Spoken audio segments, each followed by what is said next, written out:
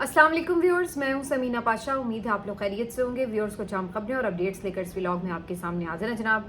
खबरें इंपॉर्टेंट हैं जी। आज फिर इमरान खान साहब के तोशाखाना 2 केस की समाअत होने जा रही है डयाला में, तो अहम खबरें इससे मुतालिक। उसके अलावा ये भी बात करेंगे कि एक दफ़ा फिर से इमरान खान साहब का मौक़िफ़ बाहर आएगा तो उससे क्या हालात और वाक़यात पर मज़ीद कुछ होने जा रहा है। कल का जो दिन है, बल्कि आज का ही दिन कह लें, अब जब तारीख बदल चुकी होगी जब तक आप देखेंगे तो उस वक्त भी काफ़ी हद तक आप ये कह सकते हैं कि जो प्लान्स हैं उनके सामने रखे जा चुके होंगे। तो देखना होगा कि इमरान खान साहब उनके ऊपर क्या मौक़िफ़ देते हैं। इसके अलावा 2-3 अहम खबरें और हैं। मारंग बलोच साहिबा ने जवाब दिया है DGISPR की प्रेस कॉन्फ्रेंस का, तो इससे मुतालिक भी आपसे बात करेंगे। इसके अलावा जी एक ख़बर जो आई है वो माहिरा खान के हवाले से आई है लंदन से, वो भी आपके साथ शेयर करेंगे। एक और लॉन्ग मार्च जो है वो इस्लामाबाद की तरफ रवाना होने को है, आपको शेयर करेंगे कि किस सिलसिले में। और इसके साथ साथ ये भी बात करेंगे कि मरियम नवाज साहिबा को क्या किसी ने बेवकूफ़ बनाया या ये भी एक सोचा समझा पब्लिसिटी स्टंट था। क्या वाक़या उनके साथ पेश आया, ये भी आपको बताएंगे। आपसे रिक्वेस्ट है कि चैनल को सब्सक्राइब कर लें अगर अभी तक सब्सक्राइब नहीं किया। तो सबसे पहले बात करेंगे इमरान खान साहब के केस की जी। तोशाखाना 2 केस में इमरान खान साहब का आज भी हियरिंग का दिन है और इस सिलसिले में उनके वकला को बता दिया गया है। तो जैसा कि आप लोग जानते हैं कि पहले हियरिंग्स रुकी हुई थी, अब दोबारा से ये सिलसिला शुरू हो गया है। तो इस सिलसिले में अब पिछली जो समाअत थी उसमें तो बगैर कार्रवाई के मुलतवी कर दिया गया था। आज की समाअत जो होगी इसमें मज़ीद 1-2 गवाहान के बयानात जो हैं वो कलमबंद किए जाएंगे। तो ये अभी सिलसिला जो है वो थोड़ा आगे चलेगा। लेकिन जो इम्पॉर्टेंट बात है वो ये कि इमरान खान साहब की उनकी फैमिली से, वकला से, मीडिया के नुमाइंदों से बातचीत हो सकेगी और ज़ाहिर है कि उनका पॉइंट ऑफ व्यू जो है वो बाहर आ सकेगा। तो एक और पैगाम उनका बाहर आने को है। कुछ खबरें ये आ रही हैं कि जो PTI के मुख्तलिफ रहनुमाओं ने मिलकर मीटिंग्स करके जो कुछ प्लान्स बनाए हैं एहतजाज के हवाले से, हिकमत अमली तय की है, ये चीज़ें भी इमरान खान साहब के साथ डिस्कस की जाएंगी और इमरान खान साहब उसके बारे में हतमी जो भी उनकी राय है वो ज़ाहिर है उन तक पहुंचाएंगे। तो ये इस लिहाज से एक इम्पॉर्टेंट दिन होगा। देखते हैं कि इमरान खान साहब का क्या मौक़िफ़ जो है वो सामने आता है। इसके अलावा जी आज का दिन इसलिए भी इम्पॉर्टेंट था कि मारंग बलोच साहिबा जो है इन्होंने अपना एक पॉइंट ऑफ व्यू जो है DGISPR की प्रेस कॉन्फ्रेंस पर वो दिया है। आपको मालूम ही है कि DGISPR ने 2-1 दिन पहले जो प्रेस कॉन्फ्रेंस की उसमें मारंग बलोच को उन्होंने बाकायदा दहशत गर्दों की प्रॉक्सी करार दिया और कहा कि ये BLA ही के साथ एसोसिएटेड हैं, ये उनकी लाशें मांगती फिर रही थी और ये दुश्मन मुल्क के एजेंडे के ऊपर जो है वो काम कर रही हैं। तो उन्होंने वाज़े अल्फाज में रियासत की पॉलिसी मारंग बलोच के हवाले से वाज़े की।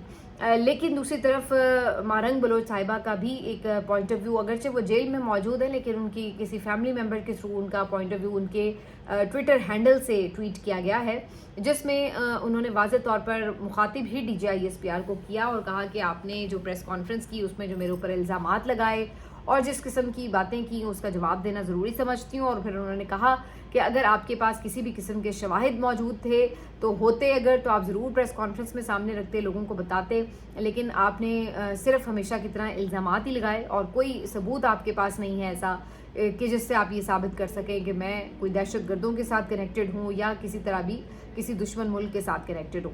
उन्होंने ये ज़रूर अपनी तौजीह भी दी, वजाहत भी दी कि क्यों वो दहशत गर्दों की लाशें मांग रही थी या क्या वाक़या था। तो उनका ये मानना था कि जो जाफ़र एक्सप्रेस ट्रेन का वाक़या पेश आया था उसके बाद 12 दहशत गर्द हलाक करने का दावा भी किया गया था। लेकिन मारंग बलोच साहिबा कहती हैं कि उस रात जो कोयटा का अस्पताल है वहाँ पर तकरीबन 2 दर्जन से ज़ायद लाशें लाई गई थीं और मारंग बलोच साहिबा ये समझती थी कि इनमें से बहुत से लोग जो हैं वो हो सकते हैं मिसिंग पर्सनस भी हो सकते हैं और अगर नहीं भी वो मिसिंग पर्सनस हों तो तब भी कोई भी अगर लाश आती है तो ये एक शफाफियत का तकाजा है और ये एक आईनी हक है हर किसी का कि वो उसकी बारे में जान सकता है, उसकी शनाख्त ले सकता है। तो जिस तरह से फिर अगले ही रोज़ उन लाशों को कब्रिस्तान में रात के अंधेरे में दफनाया गया तो उसकी वजह से और भी ज़्यादा शकूक व शुबहात थे कि ये लोग कौन थे। और अगर 12 लोग जिनकी लिस्ट जारी हो चुकी थी BLA की तरफ से कि ये इनके दहशत गर्द हैं, तो उसके अलावा बाकी लोग कौन थे। तो मारंग बलोच साहिबा का मौक़िफ़ ये है कि वो इस बात का ख़दशा ज़ाहिर कर रही थी कि अगर ये ज़्यादा लाशें हैं जो कि उन्होंने डिक्लेयर की थी तो फिर इसमें मुमकिन तौर पर कुछ ऐसे लोग भी हो सकते हैं जो कि दहशत गर्द ना हो اور مسنگ پرسنز ہوں، وہ کون تھے، اگر وہ مسنگ پرسنز بھی تھے نہیں تھے لیکن وہ کون تھے، ان کی شناخت تو ہونی چاہیے تھی. تو انہوں نے اپنا اس کے اوپر یہ پوائنٹ آف ویو دیا ہے. یہ بھی ایک بات میں آپ کو یاد دلا دوں کہ جب یہ واقعہ پیش آیا تھا تو اس وقت بھی بہت سے لوگوں نے، کچھ رپورٹرز نے بھی یہ خبر شائع کی تھی کہ کچھ لاشوں کو دفنایا گیا ہے قبرستان میں رات کے وقت. اور یہ بھی آپ کو میں یاد دلا دوں کہ اس سے پہلے مارنگ بلوچ صاحبہ اپنے دھرنوں میں اور اپنے مختلف تقاریر میں یہ بات کہہ چکی ہیں کہ بعض اوقات کہیں پر بھی کوئی واقعہ بتایا جاتا ہے کہ ہوا ہے اور فورسز نے کوئی آپریشن کیا ہے، اور وہاں پر جو ان کے لوگ ہوتے ہیں، مسنگ پرسنز ہوتے ہیں، ان کو بعد میں اس طرح سے بتایا جاتا ہے کہ جی مار کے پھینک دیا گیا، اور بعد میں کہہ دیا جاتا ہے کہ جی یہ تو دہشت گرد تھے اور یہ کسی فلاں آپریشن میں مارے گئے. تو ان کو یہ خدشہ ہے، ان کا یہ ایک الزام ہے کہ سیکیورٹی فورسز جو مسنگ پرسنز لوگ بناتے ہیں ان کو جو ہے وہ اس طرح سے مار کے پھینک دیتے ہیں، اور پھر ان کو ایک دہشت گرد کے طور پر لوگوں کو بتایا جاتا ہے، حالانکہ وہ دہشت گرد ہوتے نہیں ہیں. یہ مارنگ بلوچ صاحبہ اپنا موقف کئی دفعہ دے چکی ہیں. تو بہرحال یہ ان کا پوائنٹ آف ویو ہے، لیکن بہرحال یہ تو سب نے بات کہی کہ جو ان کا اگر کسی بی ایل اے کے ساتھ نیکسس ہے تو وہ نیکسس جو ہے وہ ڈسکلوز ہونا چاہیے، اس کے شواہد سامنے ہونے چاہیے. ابھی تک تو ہم نے یہ دیکھا ہے کہ وہ جو بہت سے ہزاروں کی تعداد میں مسنگ پرسنز ہیں وہ ان کی آواز بنتی ہیں، اور بہت بڑی تعداد میں جو بلوچ قوم ہے وہ ان کے ساتھ جڑتی ہے، ان کے مظاہروں میں شامل ہوتی ہے. اور ہم نے یہ بھی دیکھا ہے کہ وہ خود ذاتی طور پر کبھی متشدد نہیں ہوئی، اور نہ ان کے مظاہرے کبھی متشدد ہوئے ہیں، نہ پرتشدد ہوئے ہیں. تو انہوں نے تو بظاہر پرامن ہمیشہ مظاہرے وغیرہ کیے ہیں. تو یہ دیکھنے کی تو چیز یہ ہے. اب پیچھے اس کے اگر کوئی اور حقیقت ہے تو یقینی طور پر اس کو سامنے لانا چاہیے. تو بہرحال یہ ایک پوائنٹ آف ویو جو ہے مارنگ بلوچ کا وہ انہوں نے جیل سے آج دیا ہے.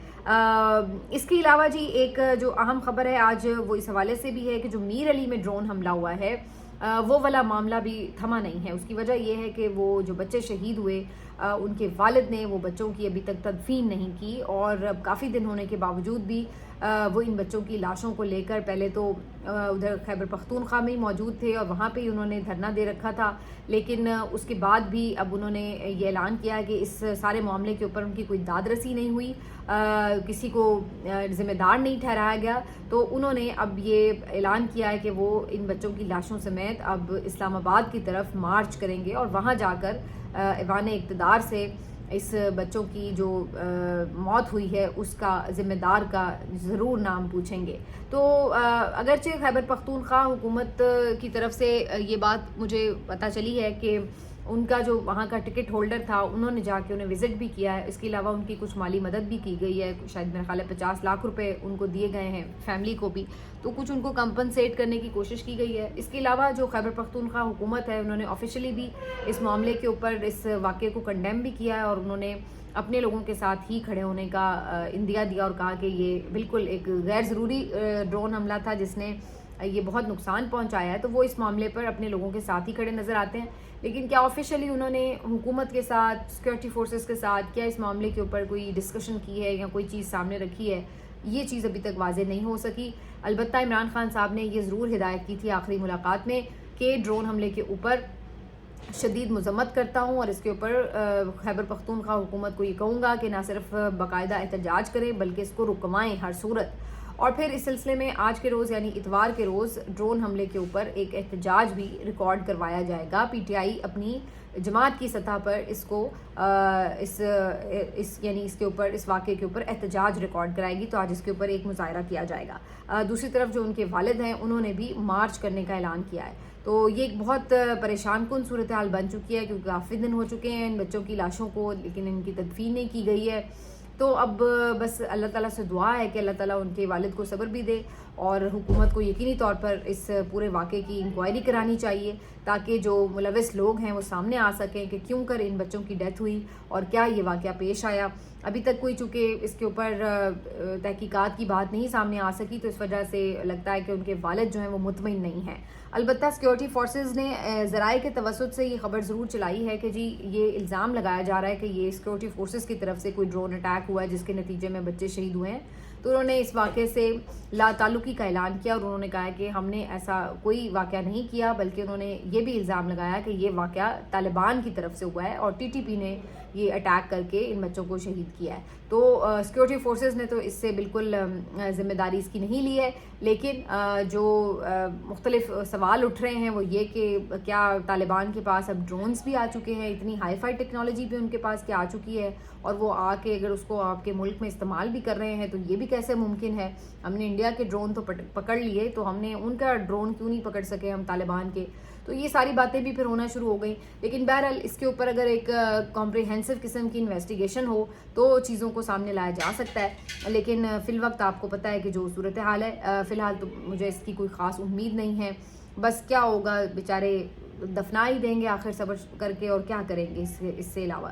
تو غریب کی تو اس ملک میں ایسی ہی زندگی ہے. بہرحال اس سے آگے بڑھتے ہوئے آپ کو یہ خبر ضرور آج دوں گی کہ الیکشن کمیشن نے بھی ایک واردات کی ہے جی. یہ ایک دن پہلے یہ خبر سامنے آئی تھی کہ الیکشن کمیشن نے ٹی ایل پی کے یعنی تحریک لبیک کے بھی ایون جو انٹرا پارٹی الیکشن ہے ان کو قبول کر لیا. اور میں یہ سوچ کے سر پکڑ کے بیٹھ گئی کہ اس ایک سال کے اندر ٹی ایل پی کے، پی ایم ایل کیو کے، پیپلز پارٹی کے اور ایک دو اور جماعتوں کے اسی طریقے سے الیکشن بھی ہوئے ہیں. وہ الیکشن کب ہوئے ہیں، کیسے ہوئے ہیں، کتنے شفاف ہوئے ہیں، کب ان کے اوپر ووٹنگ ہوئی، کب ان کے اشتہار آئے، کب ان کے اوپر جو ہے امیدوار کھڑے کیے گئے، کچھ کسی کو خبر بھی نہیں ہے. بس ایک دن اچانک سے ایک خبر آئی کہ جی الیکشن ہوئے اور اس کو منظور کر لیا گیا، اور اللہ اللہ خیر صلاح.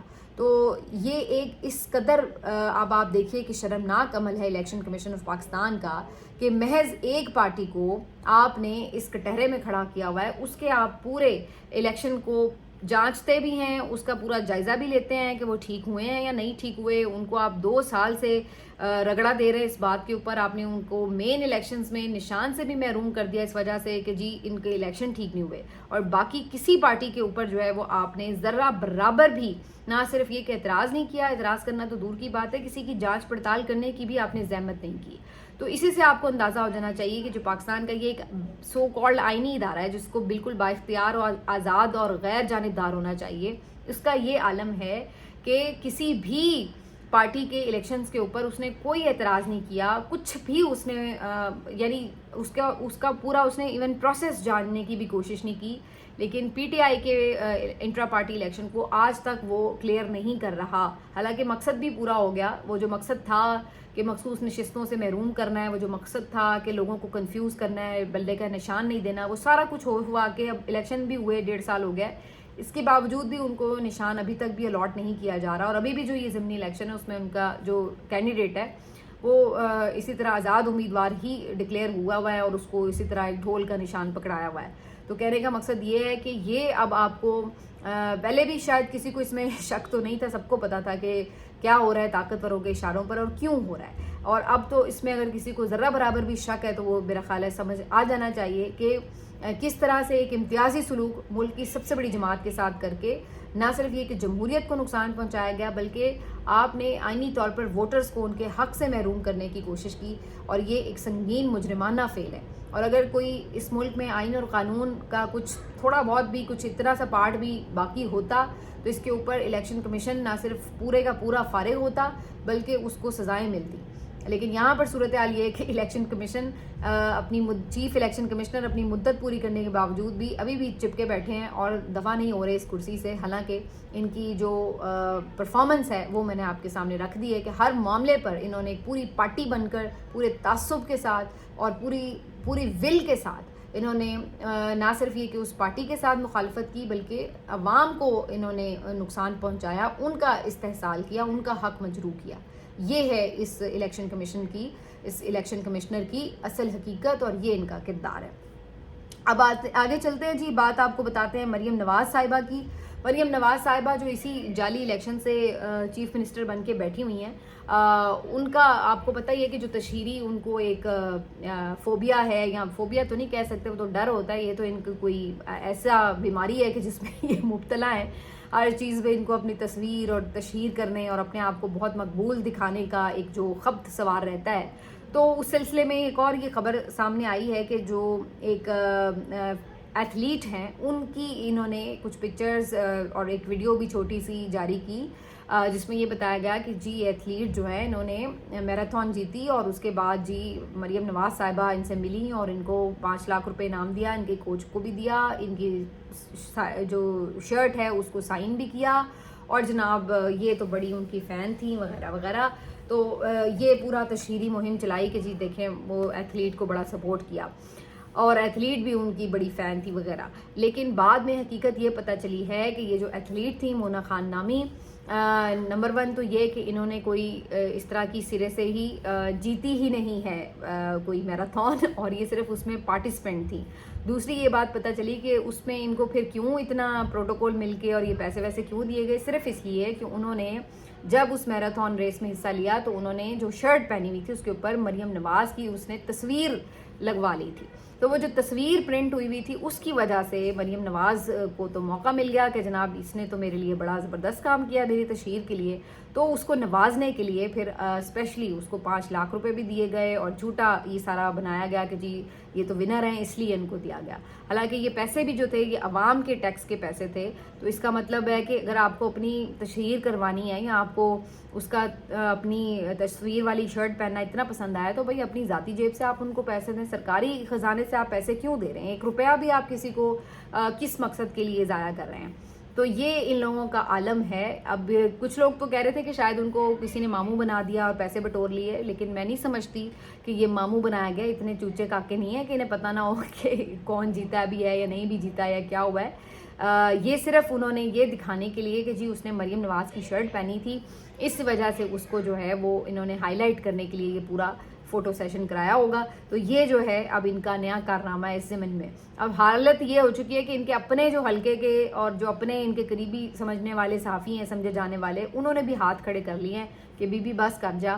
اتنی تشہیر اور اس طرح کی نرگسیت اور اس طرح کا جو ذہنی خبط ہے آپ کا، اس کو ہم بھی ڈیفینڈ نہیں کر سکتے. اب تو بیچارے اوپنلی آ کے ٹویٹر کے اوپر کہہ رہے ہوتے ہیں کہ بھائی معاف کر دو، یہ اس کو کسی ڈاکٹر کو وزٹ کراؤ. تو یہ والی صورتحال ہے، اب ہو چکی ہے. لیکن بی باز ابھی بھی نہیں آئیں گی، یہ میں آپ کو بتا دوں. آخر میں جی ماہرہ خان کے حوالے سے یہ خبر میں نے دیکھی، لندن میں اپنے فلم کی پروموشن کے سلسلے میں آئی ہوئی تھی اور وہاں پر پاکستانی کمیونٹی بڑی تعداد میں ظاہر ہے ان کو ملنے کے لیے دیکھنے کے لیے وہاں پہنچی، اور ان کے ساتھ ہمایوں سعید بھی تھے جو اس فلم کے ہیرو بھی تھے اور باقی بھی اور لوگ بھی تھے. لیکن یہاں پر تھوڑا ناخوشگوار واقعہ پیش آیا اور ماہرہ خان لوگوں کے رش میں پھنس گئیں. بالکل جمع غفیر تھا اور وہاں پر وہ بالکل ان کے درمیان پھنس کے رہ گئیں.